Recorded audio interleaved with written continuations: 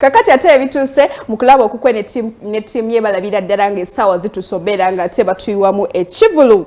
Talking about the international news, olunaku olwaleero maze ebbanga ddene nga nzijja mbagamba nti munnange TikTok bagenda gibaninga mu USA, munnange TikTok mu America ate kati bagibanize, ate kati ekomyewo. Munnange tujja kujjukira nti mu January 2025 America yavaayo n'egamba nti egenda beera nga ate ebbaninga TikTok olw'ensonga nti bo bagirabanga etasobola kukuuma bulungi byama byabwe. Twogera ku government n'engeri internet eno gyebeera ne zino app omuntu asobola oku accessinga buli ekiri mu simu yo. Munnange America yali esazeewo n'egamba nti ate egenda beera nga ate ebbaninga TikTok unless otherwise nga nannyini TikTok asazeewo beera nga ate agibatunza. Munnange bamala ne baddako era abaana mu America twabalaba nga bakola content nga basanyufu okubeera nti ate TikTok tebagibanize, naye tujja kujjukira nti bagamba balina deadline eyange ennaku za mwezi 5 April olunaku olwaleero lwe bagamba nti bagenda baba bamaze obeera nga batuddemu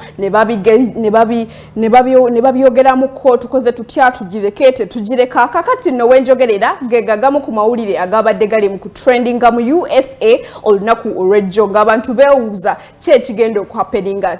5th April is the deadline we bali bagambye obeera nga TikTok bagigira ddala mu USA oba esigaleyo bannaffe abachina bannannyini bo bite yekenyiri nanyine TikTok asobola beera nga ate agibatuuza. Katusoka tulayeko katono okugana amawulire ate oluvannyuma nkomewo.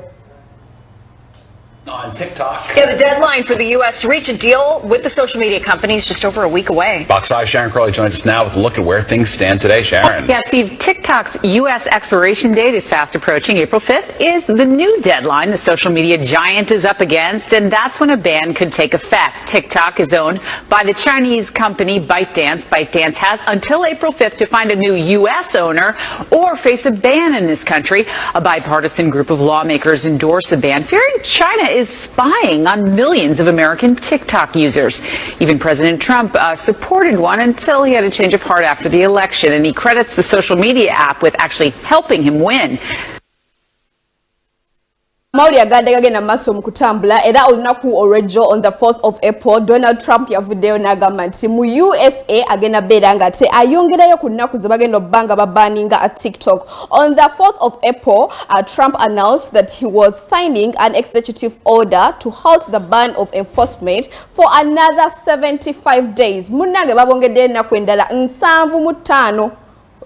Ziba 75 ya 75 days okubeera nga ate bajja kuddamu batune mwene ensonga ey'okubaninga TikTok mu America to the 18th of June. Kati we tuli so far TikTok ekyali available mu USA era bongeddeyo ennaku 75. Katulindirire nga 18 June katulindire tulabe egenda beva mu USA permanently oba tugenda ba tugifiirwa oluvannyuma lwa nannyiniyo Byte okubeera nga tasobodde beera nga agitunza Abamerica. Katulindire nga June 18 naye nga ate bwenjogerera kati mweri era abantu bali kweyagala ku mukutu ogwa TikTok. Ngenda bampumulamuko katini ate oluvannyuma lwenkomawo nina fashion eyakabi, nina TikTok challenges, nina premieres sadi yagadde beera nga ate ozisubwa. Kampumulamuko katini ate oluvannyuma nkomawo tovako.